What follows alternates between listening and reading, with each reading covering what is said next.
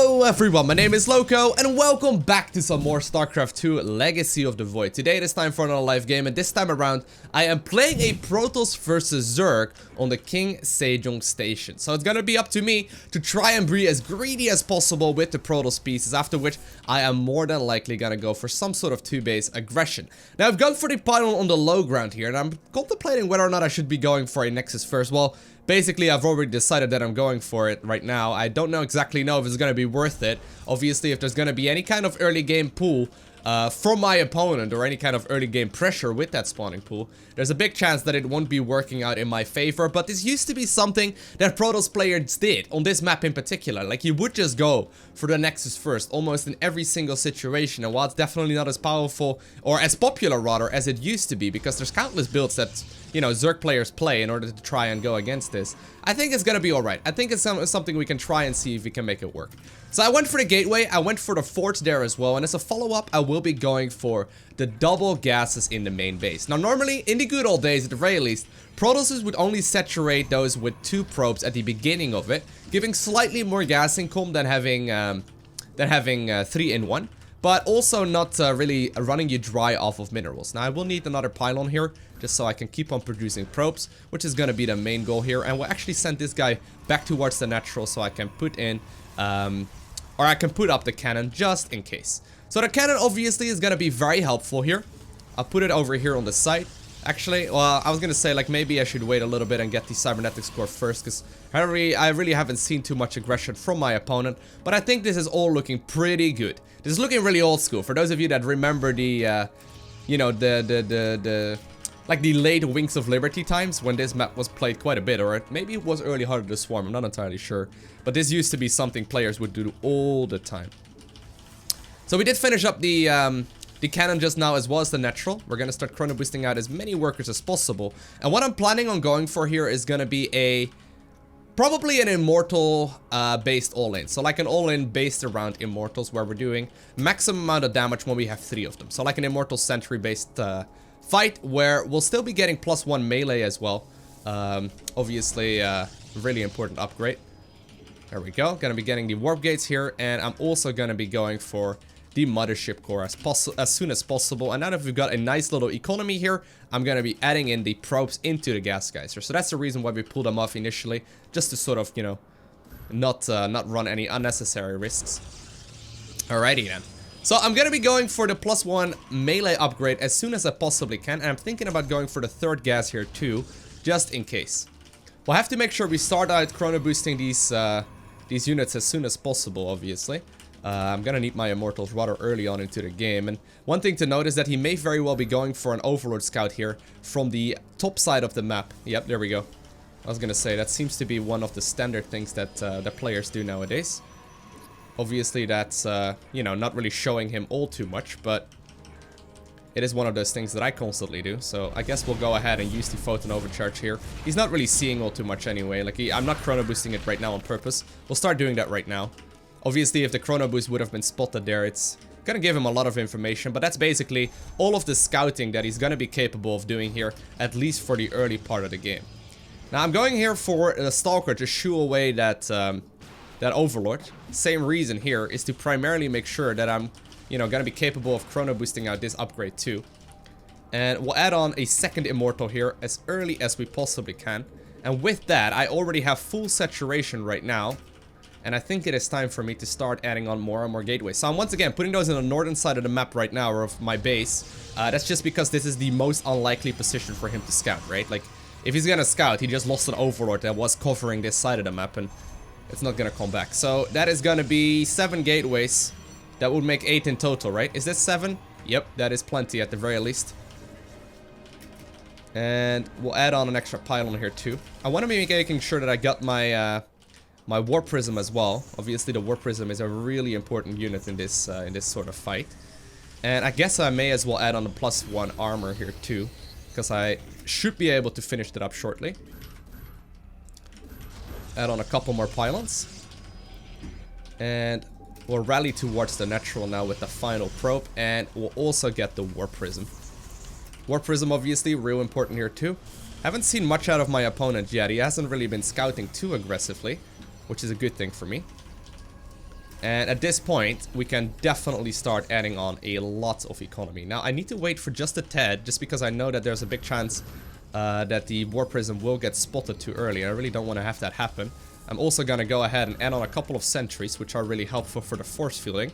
But here we go. This is going to be my push. This is going to be the push that I had planned all along here. We'll wall ourselves in just because I can. And with that, we'll take down this Overseer, I guess. Tickle him to death, because that's what my units do. And once the Warp Prism is on my side of the map, and with my side I mean I guess his side, but once it gets close to my army I can start warping in as well. So we want to push as soon as possible.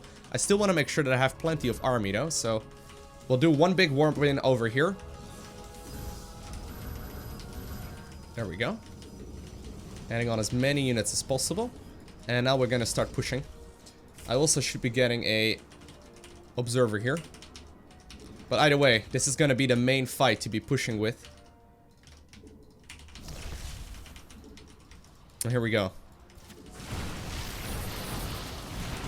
Trying to obviously make sure that he doesn't get too many units in here. Warping in the main unit towards all of his units. And that's gonna obviously be the Adept here.